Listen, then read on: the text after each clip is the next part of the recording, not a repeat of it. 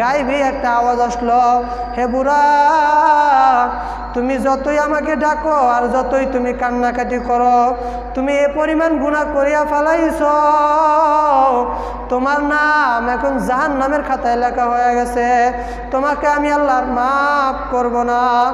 এই কথা শুনে আল্লাহর বান্দা আরো কান্নাকাটি শুরু করিয়া দিছে, আরো গভীর মনোযোগ দিয়া আল্লাহ আল্লাহ বলিয়া ডাকে।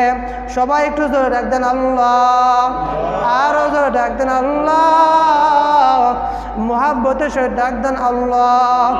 আল্লাহর বান্দা আল্লাহ আল্লাহ বলিয়া ডাকে, এদিকে বিবি আসিয়া ডাক দিয়ে বলো, বুড়া তুমি কি শোনো নাই, গায়েবী আওয়াজ শোনো নাই?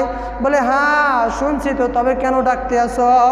বলে ভাই বিবি, আমি যদি এখন কান্না থামায় দেই, আমার মাওলাকে ডাকা থামায় দেই, বিবি বলো আমার কি মাপ পাওয়ার অন্য কোনো রাস্তা আছে নাকি? বিবি ডাক দিয়ে বলে না, আপনার মাপ পাওয়ার অন্য কোনো রাস্তা নাই। তখন আল্লাহর বান্দা ডাক দিয়ে বলে, বিবি আমার আল্লাহ আমাকে মাফ করুক আর নাই করুক, আমার মাওলা যে আমাকে জাহান্নামের খাতায় নাম লিখছে, এটা তো আমার মাওলা বেইনসাফি করে নাই। আমার মতো মানুষের জন্য জাহান্নামই ঠিক আছে, আমি তো জাহান্নামের কাজই করছি, এই কাজ তো আমার মাওলা বেইনসাফি করে নাই। কাজেই আমার মাওলা আমাকে মাফ করুক আর নাই করুক, আমি আমার মাওলাকে ডাকা ছাড়বো না, আমি আমার মাওলাকে ডাকতেই থাকবো। আল্লাহর বান্দা আবার ডাকা শুরু করিয়া দিছে। এক পর্যায়ে আমার আল্লাহর রহমতের দরে জোশ আসিয়া গেছে।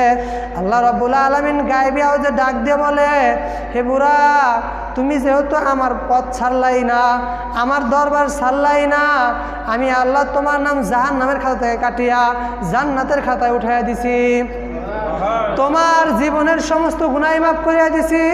এই জন্য বাবা নৈরাশ হইতে নাই, তোমার আমার জীবনে অনেক গুনাহ থাকতে পারে, কিন্তু আমার মাওলার রহমতের চাইতে গুনাহ বেশি করতে পারো নাই।